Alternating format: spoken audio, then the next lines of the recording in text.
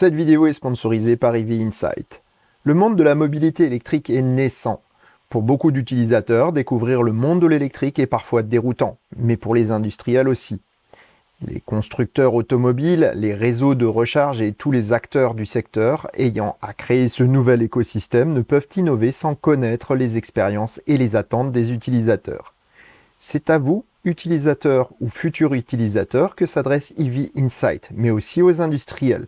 En répondant au questionnaire, vous permettez de créer une base de données utile pour que vos besoins soient pris en compte pour créer ce nouvel écosystème. EV Insight est gratuit pour vous, mais veut récompenser tout de même ceux qui vont participer au sondage. En ce moment, c'est un jeu de panneaux solaires qui est à gagner par tirage au sort. Pour participer au sondage EV Insight, il vous suffit de suivre le lien en description. Un grand merci à eux de financer le travail du Choucroute Garage, mais aussi de permettre aux pionniers de la mobilité électrique de s'exprimer afin de disposer d'un écosystème qui leur corresponde. Et maintenant, place à votre épisode. Bonjour et bienvenue dans ce nouvel épisode du Choucroute Garage. Aujourd'hui, nous allons traiter d'un problème qui hante une partie des acheteurs de voitures électriques ou non. Comment la voiture qu'on désire se revend-elle en occasion ?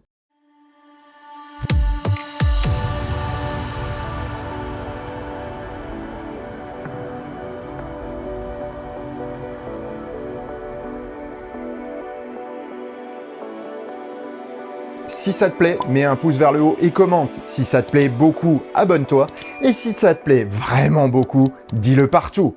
Merci. Ça va devenir décidément une habitude, mais petite séquence de début de vidéo pour vous dire que la vidéo du Cybertruck arrive. J'avais prévu de la publier aujourd'hui, mais j'ai travaillé dessus vendredi dernier. Et malheureusement, une fois que je l'avais bien avancée, on va dire, elle était quasiment finie. Je me suis rendu compte que j'étais totalement à côté de la plaque. J'étais resté sur l'image négative de la présentation du Cybertruck de série qui m'a franchement gêné.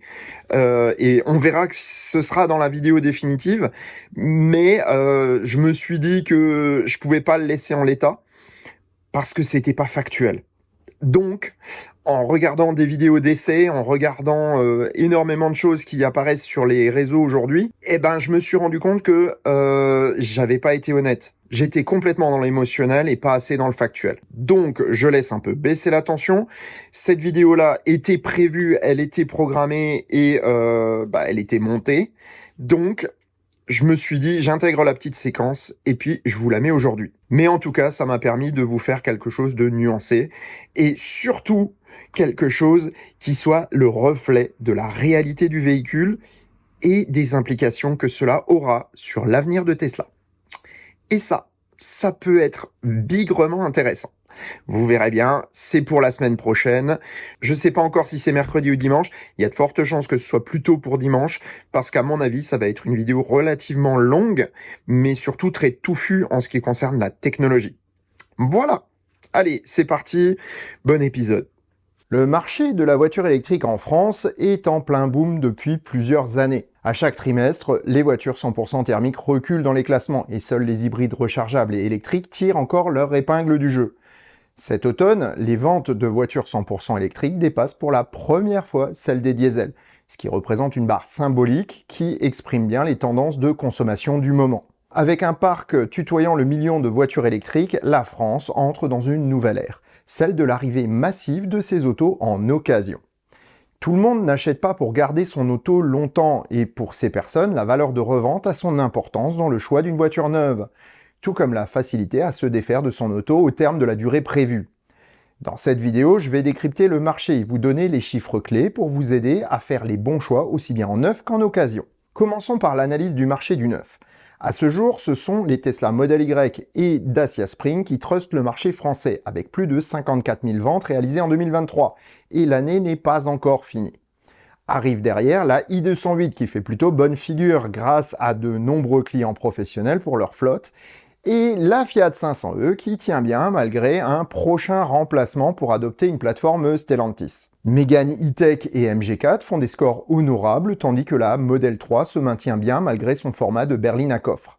On voit bien ici que les véhicules les plus désirés par les clients sont les citadines et les SUV familiaux ou compacts. Seule la MG4 fait un peu figure d'exception dans le panel des voitures les plus vendues, mais c'est surtout en raison de son prix encore très concurrentiel cette année. On peut se dire que si la demande en matière de véhicules neufs est orientée ainsi, alors celle de l'occasion doit être sensiblement la même.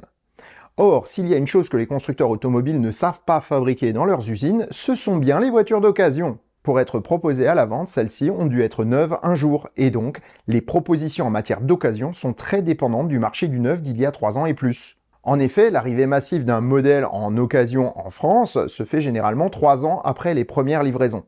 C'est plutôt 2 en Allemagne et même 1 aux États-Unis. Nous reviendrons un petit peu plus loin sur ce marché, car cette vidéo va nous permettre de mieux comprendre aussi les tendances futures. Voyons maintenant ce qu'était le marché du neuf en 2020 pour nous faire une idée de l'offre actuelle en occasion. À cette époque, la Renault Zoé trustait les ventes, suivie de très loin par la i208. Les Tesla Model 3 faisaient une belle percée malgré l'absence de bonus pour ce modèle à cette époque. Hyundai et Kia tiraient leur épingle du jeu avec les Kona et Niro dont les tarifs et le format étaient en adéquation avec leur clientèle. L'ID3 enregistrait de bons chiffres d'immatriculation, mais ses ventes réelles étaient en berne. Allez voir cet épisode, il vous aidera à mieux comprendre pourquoi les immatriculations sont parfois un indicateur bien peu fiable. Les plateformes familiales de Stellantis, comme la i2008 ou la DS3 Crossback e-Tense, étaient à la peine, faute à des autonomies déconnectées de l'usage qu'on fait de ce type de véhicule. Et la Nissan Leaf continue à descendre dans les classements en raison de sa technologie basée sur des standards abandonnés en Europe, comme le CHAdeMO. Fort de ces données, allons maintenant voir le monde de l'occasion.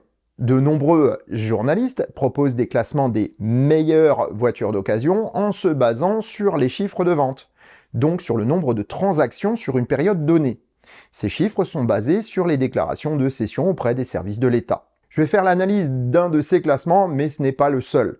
Il s'agit du panel de Capital. En 20e place se trouve la Volkswagen ID4. Et c'est logique. Mal vendue en neuf car chère et réputée peu fiable, la majorité des occasions sont des ex-voitures de direction vieillissantes. Les concessionnaires répugnant à casser leur prix car ils assument directement les pertes sans aide des constructeurs, le marché est saturé d'autos trop chères et peu intéressantes. Même cause, mêmes effets pour l'ID3 qui prend la 14e place. Les jumelles familiales de Stellantis sont aussi un peu dans le même cas, faute à une plateforme inadaptée aux usages. Ainsi, les DS3 e-Tense, IC4 et i2008 sont à la peine. Seule la i208 s'en sort bien avec une 3e place car elle correspond mieux aux usages des Français tout en ayant le coup de pouce de sa marque à l'image hexagonale. En 18e vient la Tesla Model S. Là, on est dans un tout autre contexte. Chère mais performante et iconique, elle profite de son âge pour devenir attractive question prix. Avec les premières autos ayant près de 10 ans, la grande berline américaine est un choix passionné et fait de beaux résultats si on compare ses ventes au parc existant. En 16e position, on trouve la Tesla Model Y. On pourrait être surpris de la voir si bas, mais si l'on considère qu'elle n'a été commercialisée chez nous qu'en 2020 et uniquement pour ses versions les plus chères long range et performance, sa position dans le classement est tout à fait compréhensible. Il est probable que l'arrivée des versions de base en occasion de 3 ans et plus propulsera la Model Y bien plus haut dans le classement. Pour compléter le tableau de l'américain, la Model 3 est en seconde position en raison d'un rapport prix-prestation exceptionnel. Son parc est toutefois réduit et je pense qu'elle ne doit son classement qu'à une bascule de nombreux clients vers le Model Y. La tendance entre les deux modèles risque de s'inverser rapidement. Chez Hyundai Kia, pas de surprise, les Kia e-Niro et Hyundai Kona sont classés correctement et seul le parc existant relativement réduit les empêche d'avoir une meilleure place. SUV compact à autonomie adaptée et réputation de fiabilité en font des autos convoitées. Du côté des produits à la mode, la Mini ferme la marche avec la Smart. Leurs prestations limitées sont compensées par leur côté décalé et attractif pour certains clients. L'image et l'apparence en font des voitures aussi relativement convoitées. Dans le même ordre d'idées, la BMW i3 est un vrai succès en occasion. Décalée à forte image et devenue plus abordable, elle fait un beau résultat avec sa 9e place. La réelle surprise de ces autos mode pourrait être la Fiat 500e.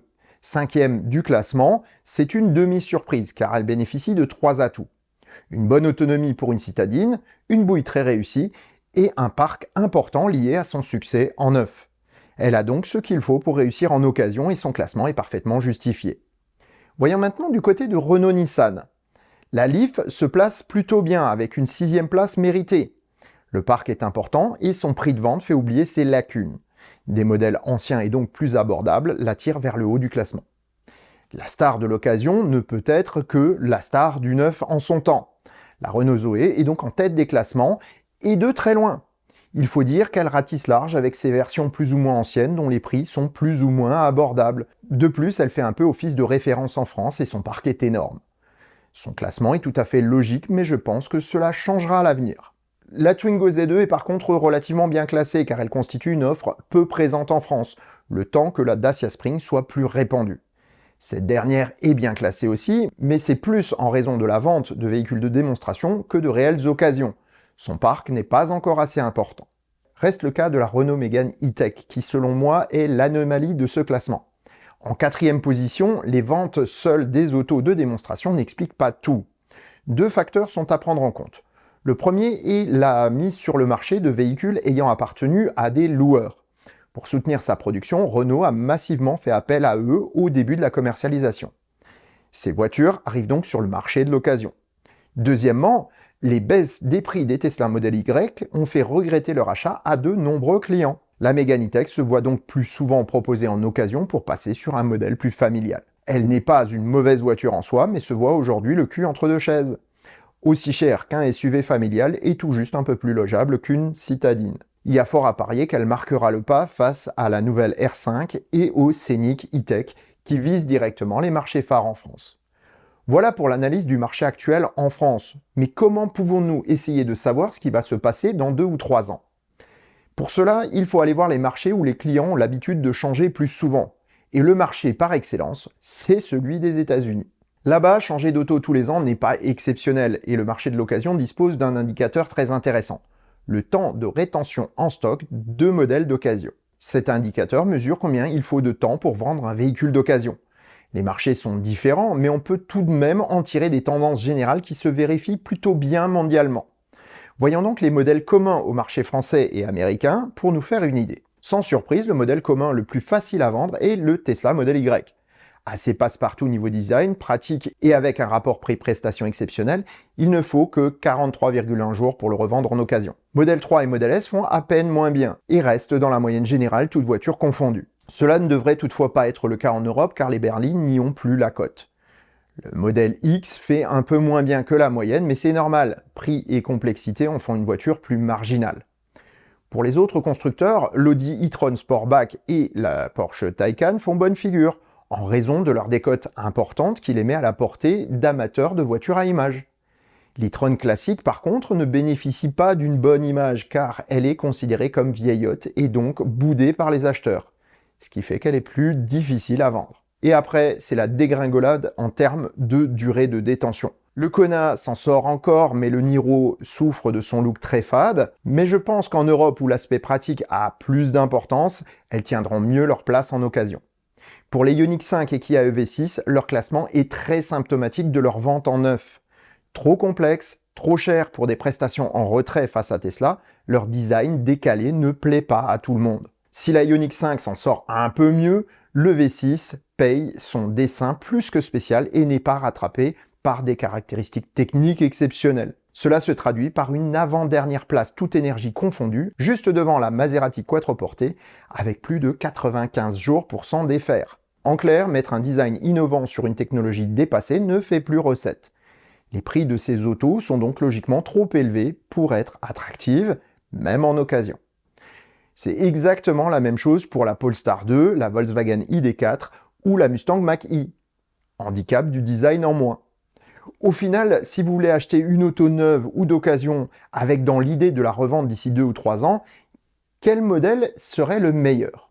Dans le marché des citadines, celle qui devrait attirer votre attention est la Fiat 500e. Neuve, elle se trouve facilement en faux véhicule de démonstration à 0 km à des prix intéressants.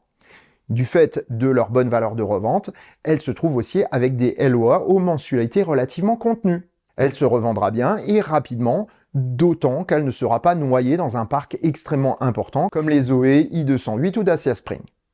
Dans le domaine des familiales, la reine du secteur est la Tesla Model Y. Certes, la nouvelle Model 3 vient de sortir, mais elle décotera plus que le SUV en raison des goûts actuels des acheteurs. De l'autre côté du spectre, certains modèles sont à éviter car vous finirez probablement marié avec, comme on dit dans le monde de l'automobile. Kia EV6 mais aussi Hyundai Ioniq 6 ont de bonnes chances de s'accrocher à vous en raison de leur aspect trop décalé. La Nissan Leaf est aussi un choix à éviter car la voiture est en fin de vie, comme sa technologie de recharge. Même achetée à bon prix, la décote risque d'être vertigineuse. Les plateformes Stellantis type i2008, IC4 et autres Fiat 600e ou Jeep Avenger sont aussi à proscrire. Si leur design est consensuel, leur technologie est si en retard qu'elles décoteront énormément dans un proche avenir, parce que d'autres constructeurs travaillent d'arrache-pied pour rattraper leur retard technologique. Elles seront d'ici 3 ans dans le même cas qu'une Nissan Leaf ou une Zoe 22 aujourd'hui. Reste le cas des MG et autres voitures chinoises. Pour le moment bien placées en prix, elles vont se revendre correctement lorsque les neuves ne bénéficieront plus du bonus écologique. Attention toutefois, tous les constructeurs ayant la volonté de percer sur le marché européen des projets d'usines sur le vieux continent. En 1 ou 2 ans, alliance et cession d'unités de production pourraient bien renverser la vapeur et redonner accès au bonus à ces autos, faisant chuter les prix en occasion. De plus, nul ne sait comment le marché européen recevra ces modèles. Si elles ne plaisent pas sur le long terme, vous risquez de vous retrouver avec une merguez dont personne ne veut.